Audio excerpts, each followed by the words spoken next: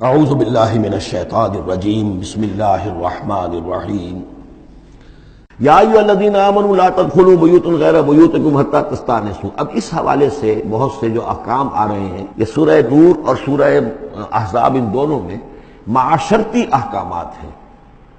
معاشرتی احکامات میں خاص طور پر وہ جو ایک آیت آئی ہے سورہ بنی اسرائیل میں، وَلَا تَقْرَبُوا الزِّنَا إِنَّهُ كَانَ فَاحِشَةً وَسَاءَ سَبِيلًا۔ اس زنا کا سد باب کرنے کے لیے اسلام کے معاشرتی نظام میں بہت دور دور تک اقدامات کیے گئے ہیں۔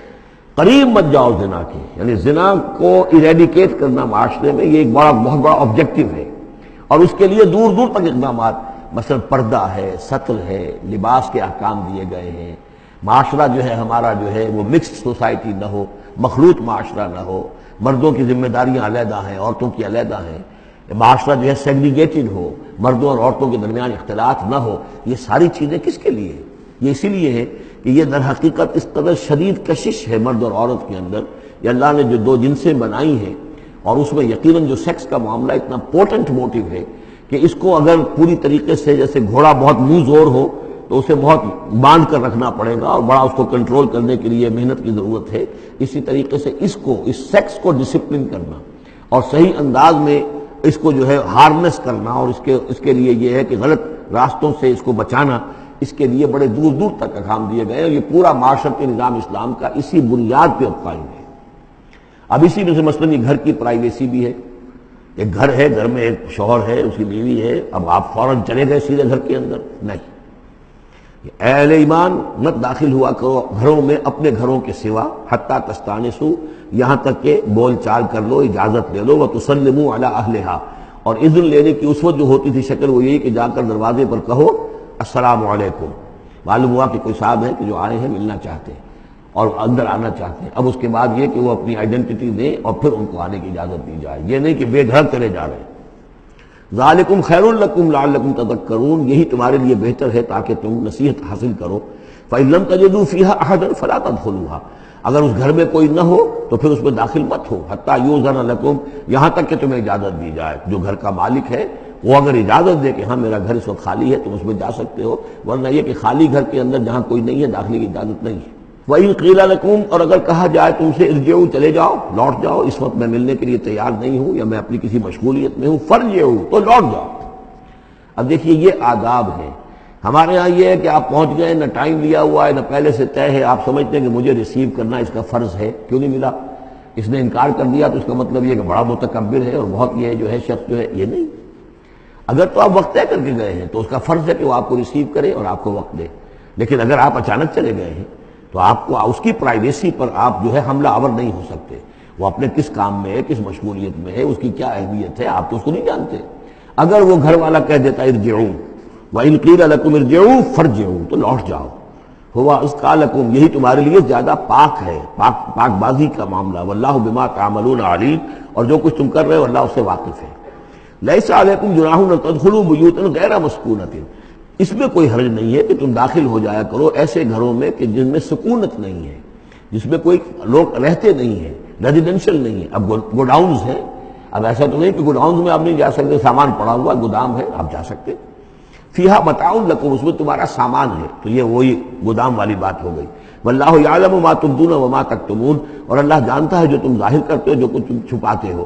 یعنی قانون کی اصل روح کو دیکھنا چاہیے کہ یہ جو روکا جا رہا ہے کہ گھروں میں داخل نہ ہو، تو یہ اصل میں جو پرائیویسی ہے گھر کی اور فیملی کی، اصل میں اس کو ملحوظ خاطر رکھا جا رہا ہے، نہ یہ کہ آپ کہیں کہ صاحب ہم گودام میں بھی داخل نہیں ہو سکتے جب تک کہ پرمیشن جو لکھی ہوئی ہے وہ ہمیں مل نہ جائے۔ قل للمؤمنین یغضوا من ابصارہم، اہل ایمان سے یہ کہیے اے نبی کہ وہ اپنی نگاہوں کو ذرا نیچا رکھا کریں، وَيَحْفَظُوا فُرُوجَهُمْ، اور اپنی شرمگاہوں کی حفاظت کریں۔ ذَلِكَ أَزْكَىٰ لَهُمْ، یہی ان کے لیے زیادہ پاکیزہ ہے اور زیادہ بہتر ہے۔ إِنَّ اللَّهَ خَبِيرٌ بِمَا يَصْنَعُونَ، یقیناً اللہ تعالیٰ باخبر ہے اس سے کہ جو وہ کر رہے ہیں۔ وَقُل لِّلْمُؤْمِنَاتِ يَغْضُضْنَ مِنْ أَبْصَارِهِنَّ، اسی طرح مومن عورتوں سے بھی کہہ دیجئے وہ بھی اپنی نگاہیں نیچی رکھا کریں۔ وَيَحْفَظْنَ فُرُوجَهُنَّ، اور وہ بھی اپنے سطر کو پوری طریقے سے ملحوظ رکھیں اور اپنی شرمگاہوں کی حفاظت کریں۔ وَلَا يُبْدِينَ زِينَتَهُنَّ، اور انہیں نہیں چاہیے کہ وہ اپنی زینت اور سنگھار کو ظاہر کریں، الا ما ظہر منہا، سوائے اس کے کہ جو از خود ظاہر ہو جائے۔ وَلْيَضْرِبْنَ بِخُمُرِهِنَّ، اور چاہیے کہ وہ اپنے گریبانوں کے اوپر اپنی اوڑھنیوں کے بکل مار لیا کریں، بِخُمُرِهِنَّ عَلَى جُيُوبِهِنَّ، یہ خمرہن جمع ہے خمار کی، خمار کہتے ہیں اوڑھنی۔ ایک دوسرا لفظ جو ہے وہ آئے گا سورہ احزاب میں، ان دونوں الفاظ کو علیحدہ علیحدہ رکھیے۔ تو یہ ہے کہ اپنے گریبانوں کے اوپر، گویا کہ یہ بھی پرانا ہمیشہ سے لباس، عورت کے لباس میں اوڑھنی بھی تھی اور عورت کے لباس میں چادر بھی تھی۔ چادر وہ لے کر نکلتی تھی جب گھر سے باہر جاتی تھی، اور اوڑھنی وہ رکھتی تھی جبکہ گھر کے اندر ہوتی تھی۔ یہی جو ہماری تہذیب کے اندر ہے، یہ عرب کی تہذیب میں پہلے بھی تھا۔ چہرے کا پردہ نہیں تھا عرب میں، چادر وہ لے کے جاتی تھی تو چادر اپنے اوپر ڈالتی تھی، اور مرد بھی چادر کے بغیر نہیں ہوتے تھے، نہ کوئی مرد بغیر چادر کے نہ عورت، بلکہ چادر ہی سے ایک شخص کا رتبہ معین ہوتا تھا۔ کسی کی چادر بڑی شاندار ہے، دوشالہ اوڑھا ہوا ہے، بہت قیمتی ہے، تو وہ بڑا آدمی ہے، وہ سردار ہے۔ کسی کے بیچارے کی جو ہے معمولی سی چادر ہے۔ اور اسی لیے اس حدیث میں آتا ہے کہ جو شخص تکبر کرتا ہے، الکبر ردائی، تکبر جو ہے وہ تو میری چادر ہے۔ اور یہ عرب میں یہ بڑا کسی شخص کی توہین کرنی ہوتی تھی، اس کی چادر گھسیٹتے تھے، گویا کہ اس کی عزت جو ہے اس کو کھینچ لیا ہے۔ تو اللہ فرماتا ہے کہ جو تکبر کرتا ہے وہ گویا میری چادر گھسیٹ رہا ہے میرے کندھے سے۔ اس درجے جو ہے اللہ تعالیٰ جو ہے اس میں اپنی توہین محسوس کرتا ہے۔ تو وہ اپنی ان اوڑھنیوں کے بکل مار لیا کریں اپنے گریبانوں پر، یعنی یہ کہ یہ انسان کے لیے، عورت کے لیے، یہ اس کی زینت کا ایک بہت بڑا حصہ ہے۔ اس کی جو بھی چھاتی ہے اس کے لیے ایک اضافی کرتا اس نے پہنا ہوا ہے، لیکن کرتے کے اوپر مزید جو ہے یہ ایک بکل اس کی اوڑھنی کا ہو۔ وَلَا يُبْدِينَ زِينَتَهُنَّ، اس کے سینے کے اوپر یہ اضافی ہو جائے گا، وَلَا يُبْدِينَ زِينَتَهُنَّ، اور نہ وہ ظاہر کریں اپنی زینت کو۔ اب یہ ہے جو محرموں کی فہرست آ رہی ہے، جس کے سامنے عورت کھلے چہرے کے ساتھ آ سکتی ہے بلا حجاب۔ اور یہ اتنی طویل فہرست جو دی گئی ہے، آخر سوچنا چاہیے کہ اللہ تعالیٰ نے یوں ہی ایکسرسائز ان فیوٹیلٹی تو نہیں کی ہے۔ کیا فرق ہے اگر ایک عورت کے چہرے کا پردہ نہیں ہے، وہ باہر نکلتی ہے چادر لے کر، اور یہ کہ اس میں کسی اور کے ساتھ اس کا پردہ چہرے کا نہیں ہے، تو پھر یہ پوری فہرست دینے کی ضرورت کیا ہے؟ میرے نزدیک چہرے کا پردہ اسلام کے اندر لازم ہے، اور اس چہرے کے پردے سے مستثنا ہیں یہ لوگ۔ کون لوگ مستثنا ہیں؟ الا لبعولتہن، ان کے شوہر نمبر ایک، او آبائہن، یا ان کے باپ، اور باپ سے مراد باپ، دادا، چچا، یہ سب چلیں گے۔ او آبائے بعولتہن، یا ان کے شوہروں کے باپ، او ابنائہن، یا ان کے اپنے بیٹے، او ابنائے بعولتہن، یا ان کے شوہروں کے بیٹے، یعنی ان کے شوہروں کی کسی اور بیوی سے اولاد ہے، بیٹے ہیں، تو وہ بھی محرم ہے، وہ نامحرم نہیں ہے۔ اور اخوانہن، یا ان کے اپنے بھائی، اور بنی اخوانہن، یا ان کے بھائیوں کے بیٹے، اور بنی اخواتہن، یا یہ ہو گئے، اور بنی اخواتہن، یا ان کے بھانجے، اور نسائہن، یا ان کی عورتیں، اپنی عورتیں، جان پہچان کی عورتیں، عام عورتیں نہیں، نسائہن، او ما ملکت ایمانہن، یا یہ کہ جو ان کے غلام اور ان کی لونڈیاں ہیں۔ اکثر و بیشتر اہل سنت کے نزدیک یہاں مرد غلام مراد نہیں ہے بلکہ لونڈیاں مراد ہیں۔ اب تابعین غیر اولی الاربۃ، یا ایسے تابع لوگ جو کہ صرف خدمت گار ہیں، بعض اوقات ہوتا ہے خاندانی طور پر جو ہے وہ خدمت گار کرنے والے ہیں، باپ بھی کہیں ملازم تھا اسی گھر میں، اور اس کی اولاد بھی وہیں پر ہے، وہ بھی کام کر رہی ہے، بچپن سے وہیں پلے ہیں۔ ایسے لوگ ہوتے ہیں کہ جن کو واقعتاً پھر اس گھر کی خواتین سے اس طرح کا خیال کبھی نہیں آ سکتا کہ ان کے بارے میں وہ کوئی بری بات سوچے۔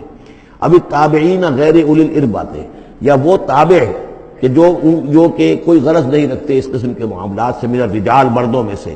ابھی الطفل الذین لم یظہروا علی عورات النساء، یا وہ لڑکے کہ جو ابھی عورتوں کے جو مخفی معاملات ہیں ان سے واقف ہی نہیں، ابھی وہ جنسی جو بھی باتیں ہیں ان سے واقف نہیں ہیں۔ ولا یضربن، یہ اب یہ فہرست مکمل ہو گئی۔ یہ ہیں محرم لوگ جن کے سامنے عورت بغیر چہرے کے پردے کے آ سکتی ہے۔ باقی یہ کہ زینت جو خود بخود ظاہر ہو جائے، اب ظاہر ہے کہ آپ نے چادر بھی لی ہوئی ہے، کسی خاتون نے برقع بھی اوڑھا ہوا ہے، لیکن اب کسی کا قد ہے، ماشاءاللہ وہ قد ایسا ہے، سر قد ہے کوئی خاتون، تو وہ کہاں چھپائے گی اس قد کو؟ وہ تو ظاہر ہو جائے گا۔ جسم متناسب ہے، اب وہ جسم تو ظاہر ہو جائے گا۔ اس اعتبار سے ما ظہر منہا کو لوگوں نے لے لیا چہرے کے لیے، یہ بالکل غلط ہے۔ چہرے کا تو پردہ میرے نزدیک لازم ہے، اور یہ کہ باقی یہ کہ ان کے سامنے چہرے کے سمیت عورت آ سکتی ہے۔ باقی عورت جو ہے اپنے بیٹے کے سامنے بھی سوائے 3 اعضاء کے اور نہیں کھول سکتی، اپنے بھائی کے سامنے بھی نہیں کھول سکتی۔ چہرہ، یہ ہاتھ پونچھوں سے نیچے، اور پیر ٹخنوں سے نیچے. یہ جو 3 اعضاء ہیں یہ وہ ہیں کہ جو جس کو عورت نے یہ کھلے رکھ سکتی ہے اپنے وہ بیٹے کے سامنے بھی، بھائی کے سامنے بھی، اور جو بھی رشتے گنائے گئے ہیں. لیکن یہ کہ اس سے آگے پھر جو ہے معاملہ وہ پھر شوہر کا ہے. اس سے آگے یعنی لباس کا معاملہ جو ہے جس سے کہ عورت جو ہے وہ آزاد ہوگی وہ صرف شوہر کے لیے. وَلَا يَضْرِبْنَ بِأَرْجُلِهِنَّ لِيُعْلَمَ مَا يُخْفِينَ مِنْ زِينَتِهِنَّ، اور نہ یہ ایسا ہو کہ وہ اپنے پاؤں مار کر چلیں کوئی زیور جو ہے پاؤں میں پہنا ہوا اس کی جھنکار ہو تاکہ لوگوں جو ہے ادھر متوجہ ہو جائیں.